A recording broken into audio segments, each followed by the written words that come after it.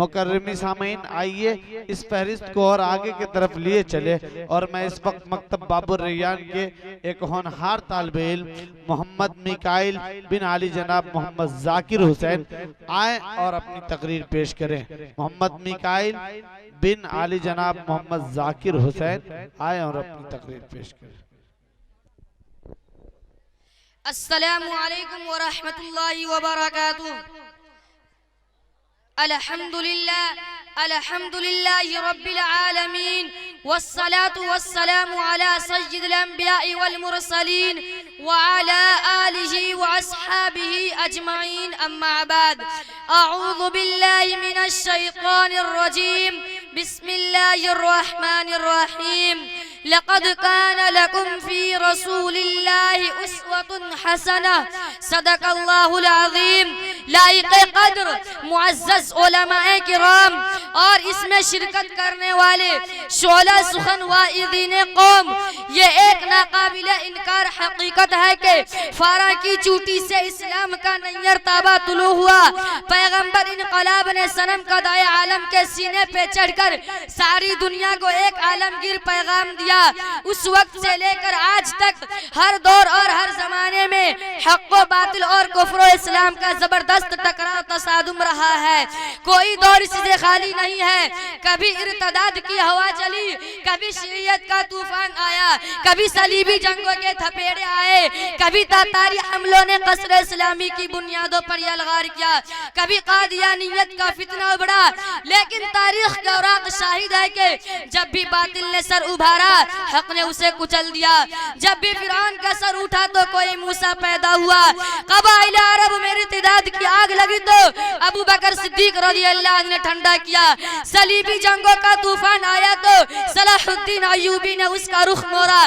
ہندوستان میں شیعیت کی وبا پھیلی تو مولانا عبدالشکور لکھنوی رحمۃ اللہ علیہ نے اس کا خاتمہ کیا۔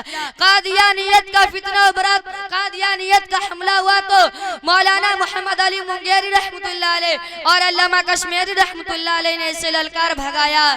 بدعات پھیلی تو مولانا اشرف علی تھانوی رحمۃ اللہ علیہ اور مولانا خلیل احمد سہارنپوری رحمۃ اللہ علیہ نے علامہ ہدایت بلند کیا۔ مگر آج پوری دنیا کے مسلمان ایک ایسے مغربی فرعون کا فتنہ میں مبتلا ہے جو ماضی کے تمام شرور و فتن سے بدر جہاں خطرناک ہے، لیکن اس کی سرکوبی کے لیے ہمیں کوئی موسیٰ نظر نہیں آتا۔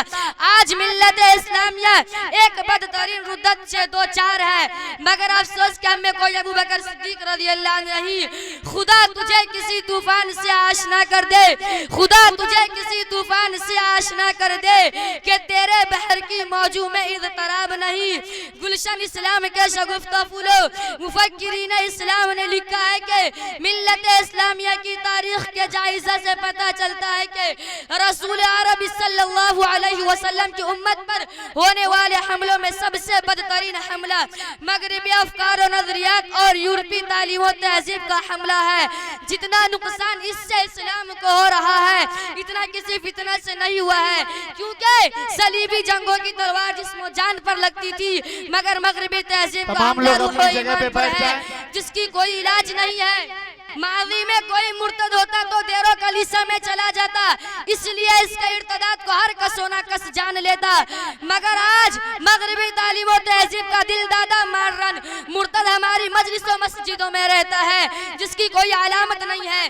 یہ ایک خطرناک ردت ہے جو خرمن اسلام پر کوئی آتش فشاں بن کر ٹوٹنا چاہتی ہے۔ مغربی تعلیم و تہذیب ایک طوفان نہیں بلکہ بے عمہ ہے جو گلشن اسلام کو تخت و تاراج کر دینا چاہتی ہے۔ یہ مغربی کالجز اور یونیورسٹیاں تعلیمی مراکز نہیں، اسلام شکن توپ خانے ہیں۔ انہوں نے اپنی سلطنت و حکومت اور تخت و تاج کی حفاظت کے لیے وہی طریقہ اختیار کیا ہے جو فرعون نے کیا تھا۔